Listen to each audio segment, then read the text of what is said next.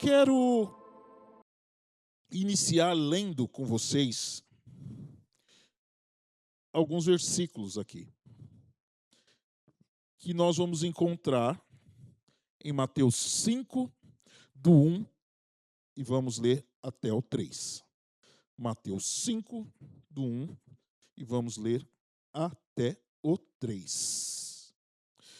Você está feliz com Jesus nessa noite? Não, pelo amor de Deus, não. A pergunta que eu fiz foi se você está feliz com Jesus. Você não pode responder que você está feliz com Jesus desta maneira. Eu vou perguntar de novo, ignorando essa primeira parte, e eu pergunto: você está feliz com Jesus nessa noite? Amém. Estamos felizes com Jesus e vamos aprender um pouquinho mais sobre isso. Mateus 5, de 1 ao 3 diz assim: vendo as multidões, Jesus subiu ao monte e se assentou. Seus discípulos aproximaram-se dele e ele começou a ensiná-los, dizendo: bem-aventurado os pobres em espírito, pois deles é o reino dos céus. Pai, a tua palavra está sendo lida, a ministração está em tuas mãos, ó Espírito Santo do Senhor. Que não haja nada de mim nesse lugar, mas o Espírito Santo falando comigo e com a sua igreja, Pai, para que o teu nome seja glorificado através desta palavra e vidas sejam transformadas através dela, Pai. Abrimos o nosso coração e nos atentamos a ti, em nome de Jesus. Amém. Queridos, nós fechamos recentemente a série O Fruto do Espírito. E se você parar para analisar, o que é o fruto do Espírito?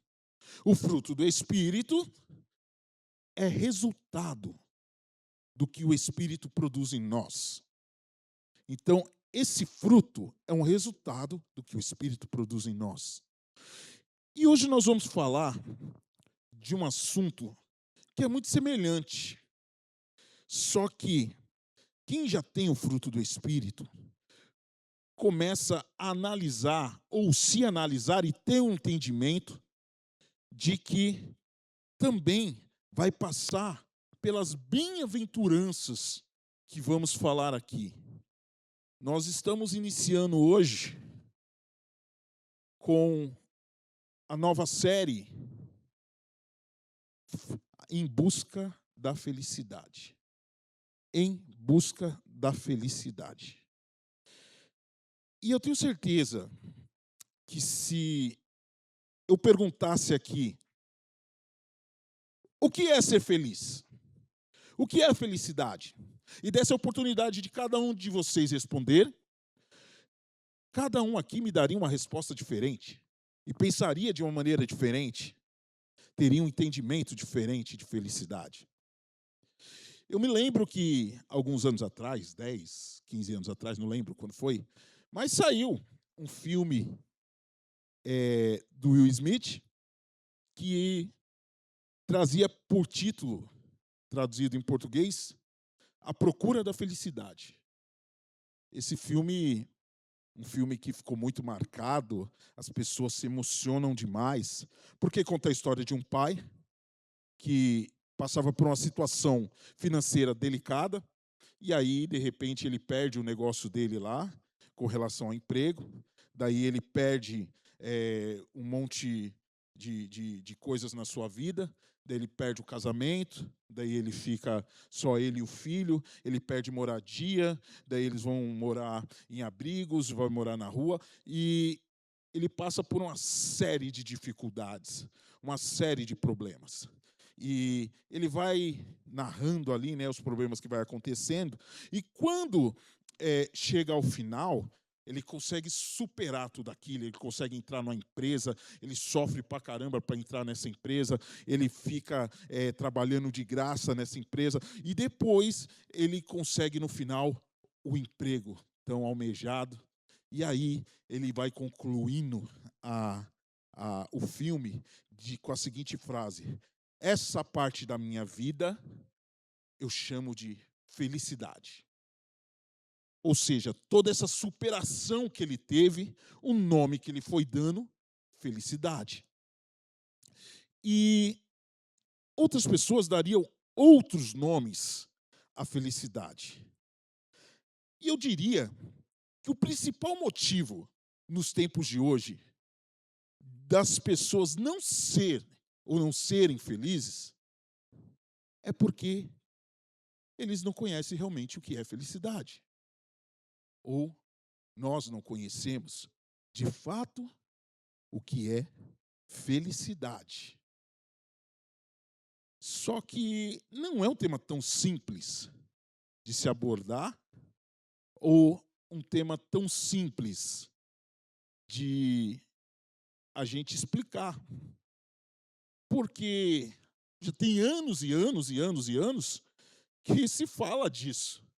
Se fala da felicidade e muita gente ainda não chega num consenso. Muitas pessoas entendem que felicidade está relacionada a terceiros ou a outras coisas. Muitas pessoas entendem que eu preciso casar para ser feliz. E ficam naquela ilusão. Eu vou ser feliz quando eu me casar. Principalmente quem está namorando, os jovens. Não, quando a gente se casar, aí eu vou ser feliz. E às vezes se casa, daí fala, não, agora eu vou ser feliz quando eu tiver um filho. Quando eu tiver um filho, eu vou ser feliz. Vai me completar. E aí, de repente, não. Eu vou ser feliz quando eu tiver aquele emprego maravilhoso, o emprego dos sonhos, né? Aquele CLT que ganha lá nas suas faixas dos seus 20 mil reais. Nem sei se isso é um bom salário, mas, enfim, nunca vi se eu chego até lá também. Não sei se eu consigo chegar num valor desse. Mas, enfim, 20 mil reais, 25 mil reais. E aí, não, aí eu vou ser feliz. Não, eu vou ser feliz quando eu tiver o carro do ano. O melhor carro, quando eu conseguir comprar o meu Tesla, aí eu vou ser feliz. Certeza que aí eu vou ser feliz. Não, talvez eu seja feliz desfrutando dos prazeres que a gente tem na sexualidade. Aí eu vou ser feliz.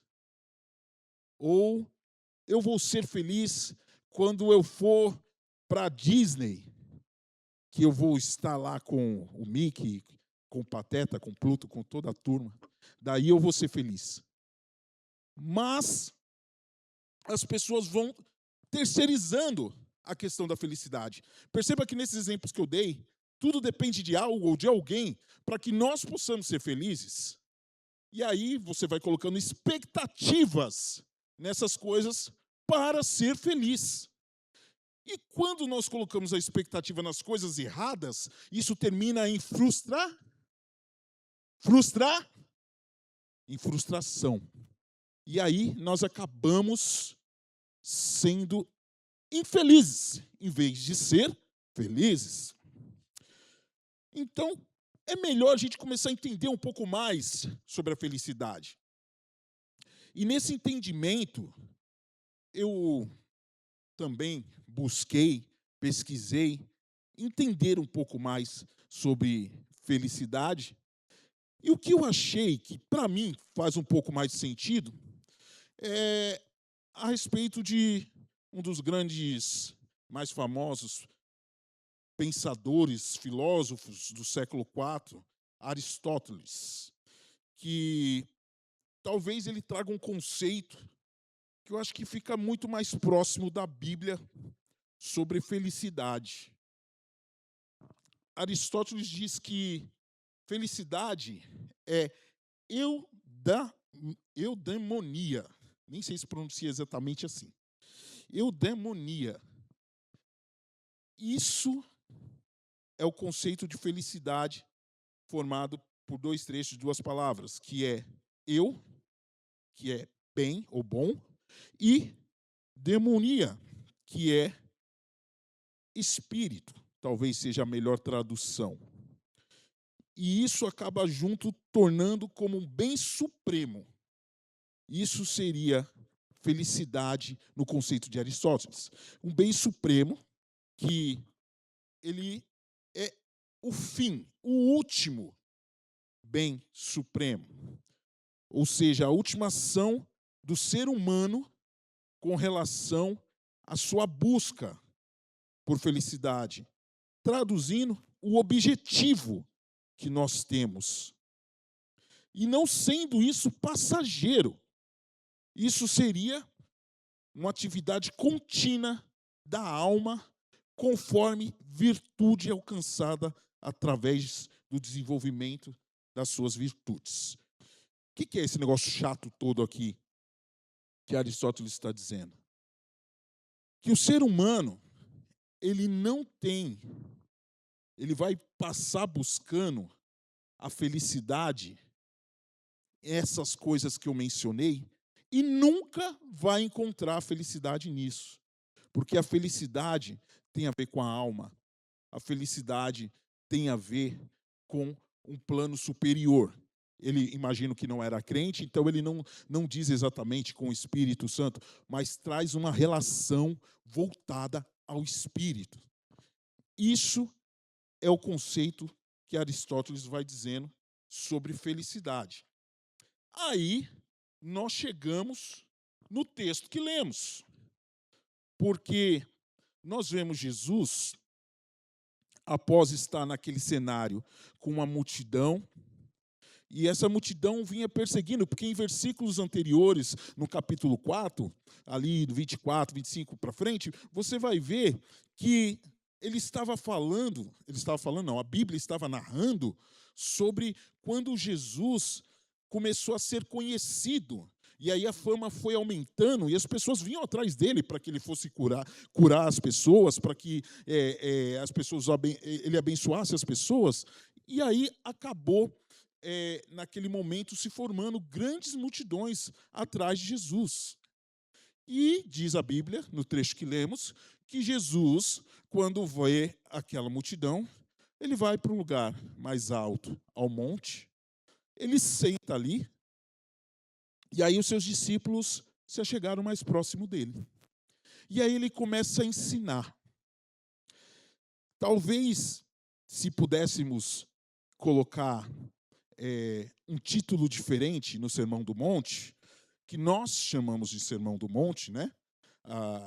Demos esse título, talvez ficasse um título muito mais interessante se colocássemos o discipulado do monte. Porque Jesus senta ali e começa a discipular. Ele começa a ensinar os seus discípulos. E ele começa tratando esse assunto de uma forma bem interessante, dizendo: bem-aventurados, bem-aventurados. E ele começa de uma série de bem-aventurados que ele vai citar, dizendo: bem-aventurado os pobres de espíritos, porque dele é o reino de Deus. Porque deles é o reino de Deus. Repita comigo, porque deles é o reino de? É o reino de Deus. E isso vai começar a montar um triplex na cabeça dos discípulos.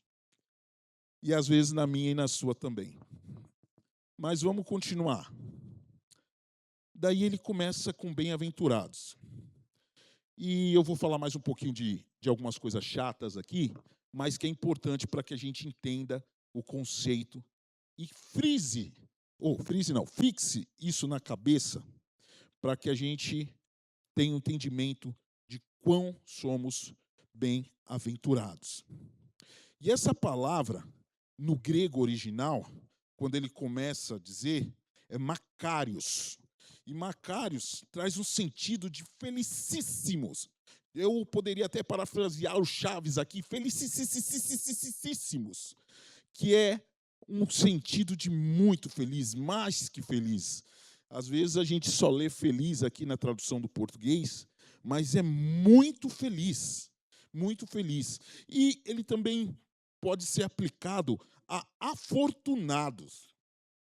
Mas com a tradução do português, que vem ali da Vulgata Latina também no século IV, daí a gente vê que ele tem uma palavra que vai virar esse bem-aventurado, que é beatus.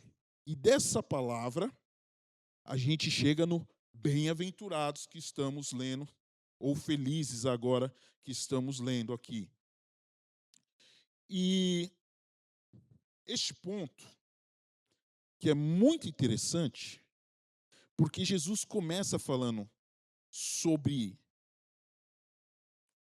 todo um cenário que eles estão vivendo. Quando ele diz felizes os que são pobres de espírito. Por quê? Naquela época, os judeus viviam sob a opressão romana.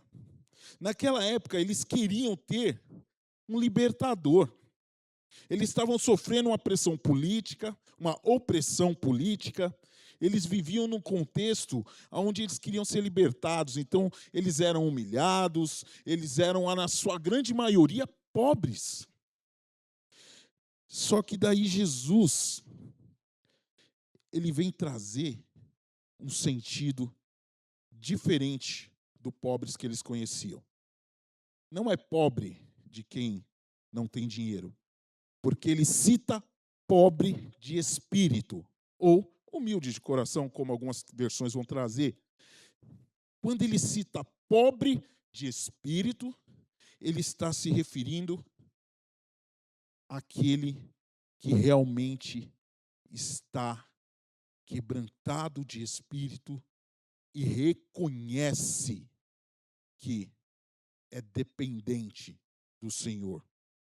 Que é essa palavra que no grego se lê, eu acho que é assim, pitroios, alguma coisa assim. Quem for melhor em grego depois procure e me ensine, inclusive. Que não significava só pobre, ele significava alguém muito necessitado, totalmente dependente, quase como um mendigo, que dependia.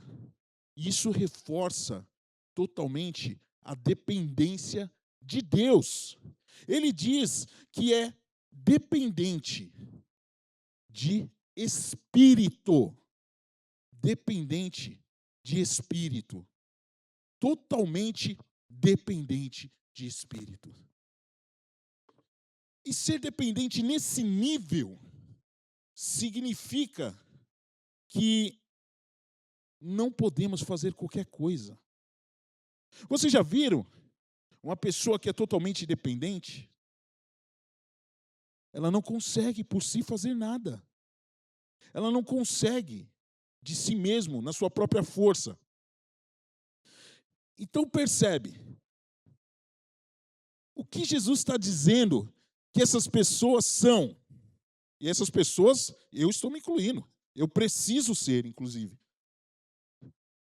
que eles são felizes, mais que felizes, por serem totalmente dependentes espiritualmente. Dependo totalmente do Espírito Santo de Deus. Dependo totalmente da misericórdia do Senhor. Dependo totalmente. Eu não tenho força espiritualmente para fazer nada. Nada. Porque se não for o Senhor, eu não consigo fazer nada. E aí a gente precisa começar a olhar para si. Começar a olhar para si, para que a gente possa ver se somos humildes nesse nível. Humildes no nível de que dependemos totalmente do Senhor. Aí a gente precisa começar a se analisar. Ter um entendimento de que depender totalmente do Senhor significa não conseguir fazer nada. Não vai ser na minha força que as coisas vão mudar. Não vai ser na minha força que as coisas vão começar a acontecer. Eu posso tentar aqui reunir os maiores nomes, os maiores pregadores, para dizer, vamos mudar essa nação, os maiores dos louvores, vamos reunir todo mundo. Isso eu consigo fazer por mim mesmo. Eu consigo por mim mesmo ir atrás, me esforçar, fazer as coisas braçais. Mas nada vai acontecer se não for o Espírito Santo do Senhor na nossa vida. Nada. E quando eu digo nada, eu quero que isso fique gravado. É nada na nossa vida. Porque daí os pobres de espírito são totalmente dependentes do Senhor. E lembra que eu mencionei que foi muito importante termos entendido o fruto do Espírito? Porque o fruto do Espírito é um resultado. E quem é pobre de espírito? Isso é um reconhecimento do Senhor de quem já tem o fruto. O Senhor está dizendo: felizes os que são pobres de espírito. Felizes os que são pobres de espírito. E quando ele diz isso, ele já está reconhecendo que quem é assim, quem já se tornou assim, essa pessoa é feliz. Mas Alex, tudo bem. Como é que eu sei se eu sou um pobre de espírito? Como é que eu reconheço que eu sou um pobre de espírito? Nós precisamos começar a ver alguns pontos nas nossas vidas. E se não somos, precisamos começar a nos tornar. A primeira coisa foi o que eu já citei, que é reconhecendo a dependência espiritual que temos do Senhor. Nós precisamos ter esse reconhecimento. Nós precisamos entender que estamos jogados às traças e o Senhor está nos abençoando. No Salmo 34, no versículo 6, Davi diz assim: este pobre homem clamou, e o Senhor o ouviu, e o libertou de todas as suas tribulações. Este pobre homem clamou. Este pobre homem clamou. O reconhecimento que vem de Davi aqui. Eu não tenho nada. Esse reconhecimento é importante nós termos. E pense da seguinte maneira: existe a ordem dos monges lá, franciscanos, que entenderam de repente isso errado, que é achando que não é para ter nada no sentido de material. E Jesus está exatamente contrapondo isso aqui. Não tem a ver com material. Sabe quem é bem-sucedido de verdade? É aquele que é pobre de espírito. Não tem a ver com material. Daí, não é que eu não possa ter nada material. Muito pelo contrário, você pode ter, você pode ser bem próspero e você pode abençoar a minha vida, inclusive, com tudo que você vai ganhar aí. Por quê? Não é sobre o que você tem materialmente, mas é sobre quem você é. É sobre quem você é.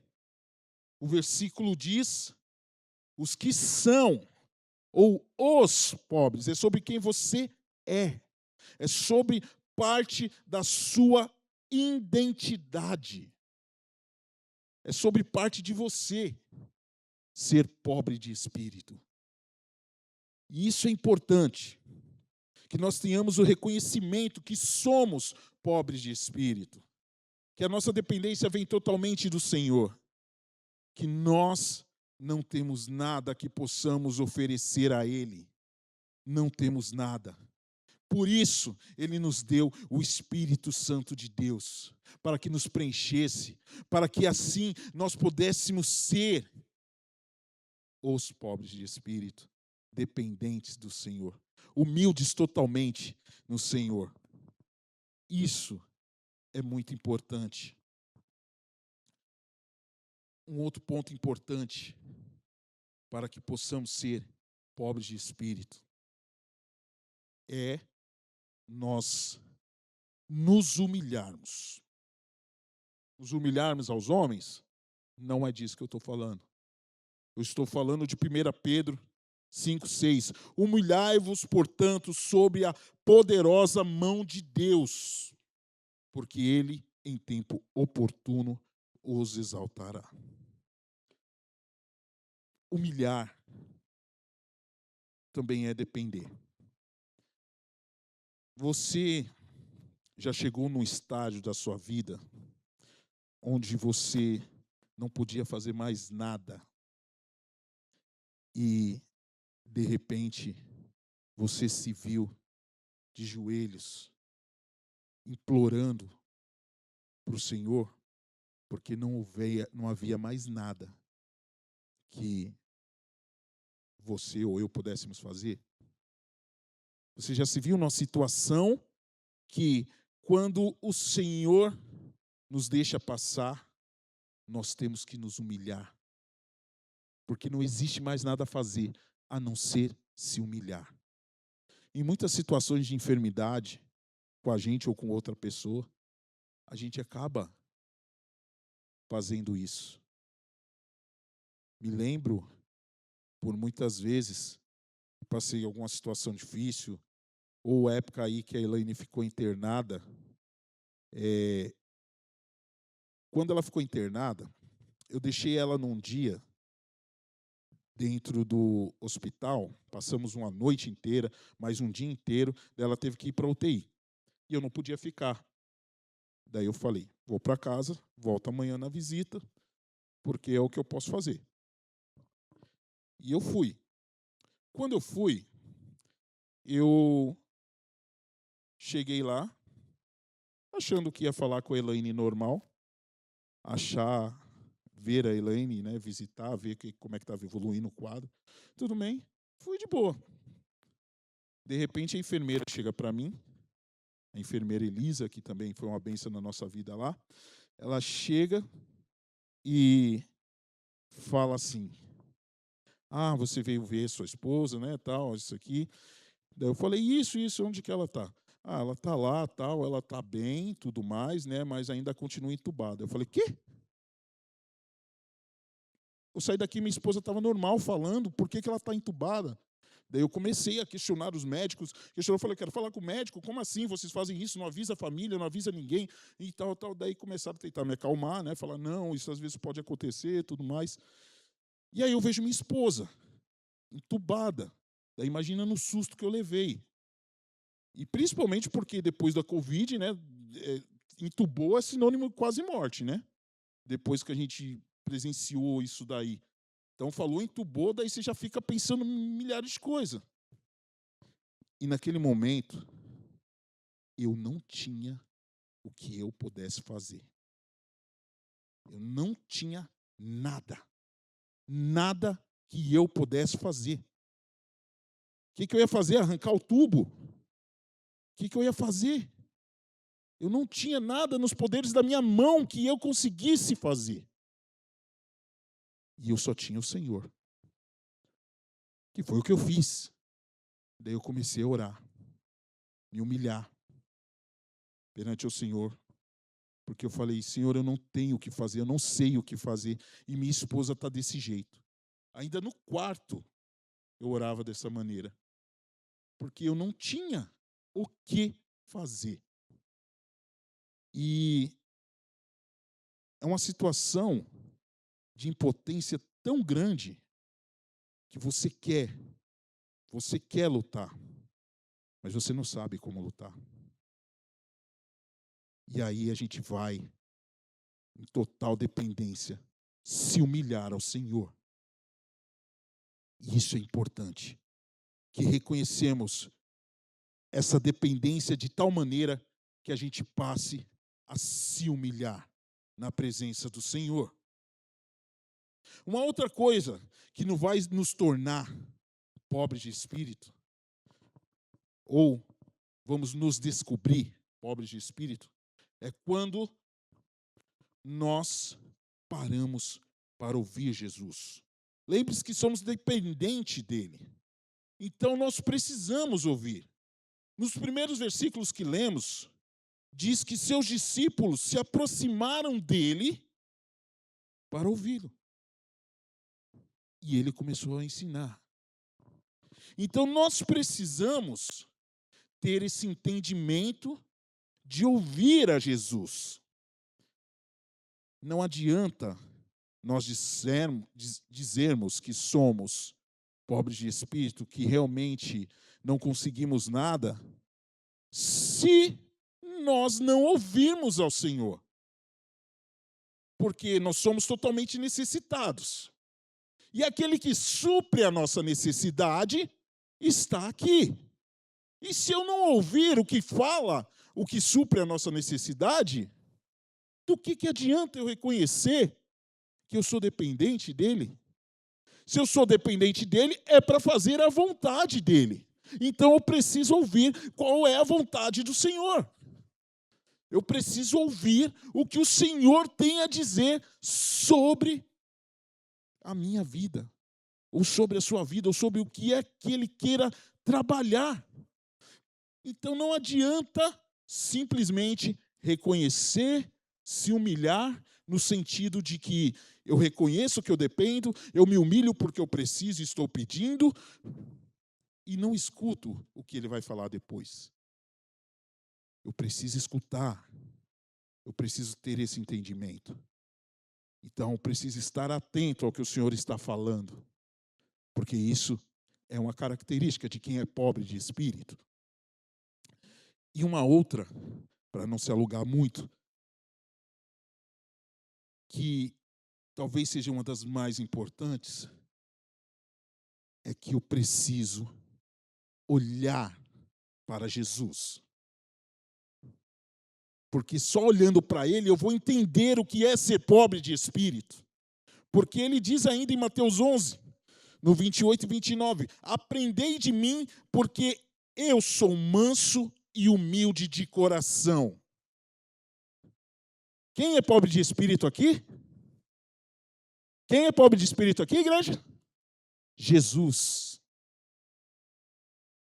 Manso e humilde de coração. E como nós vamos ver futuramente aqui nas demais partes da bem-aventurança, nesse começo do Sermão do Monte, se você parar para analisar, Jesus está falando de si. Ele está falando dele. Ele está falando que ele é o pobre de espírito. Ele é manso, ele é humilde. Ele é aquele que traz consolo. Jesus está dizendo, olhe para mim. Está dizendo, olhe para mim, porque vocês vão ser mais do que felizes. Sejam como eu sou, porque vocês vão ser mais do que felizes. E aí a gente começa a entender que a felicidade não está relacionada a nada que é material, está relacionada a uma única pessoa, que é Jesus Cristo. É a isso que está relacionada a felicidade. A uma única pessoa, que é Jesus Cristo. A quem devemos orar. Porque Ele mostra como é ser mais do que feliz. Muitas vezes a gente confunde felicidade com alegria. Estávamos falando disso na semana passada, no nosso GC, que o tema era infelicidade. A gente confunde a felicidade. Você pode muito bem ser uma pessoa feliz e estar passando por um momento triste. Você pode estar passando por um momento triste. Assim como você pode ser uma pessoa infeliz e estar passando por um momento alegre. Eu ainda comentei, eu falei, eu gosto muito de ver coisas engraçadas, tal, e aí a gente dá risada. É um momento alegre. Mas ninguém sabe como eu estou realmente. Se eu estou infeliz, eu estou tendo um momento de alegria, mas posso estar infeliz. Porque às vezes posso não estar olhando para a verdadeira felicidade. Posso estar buscando felicidade em outras coisas. A alegria é um sentimento. A felicidade é um estado da sua vida. Então, nós precisamos primeiro entender tudo isso. Porque aí, queridos, vem o que Jesus completa no versículo.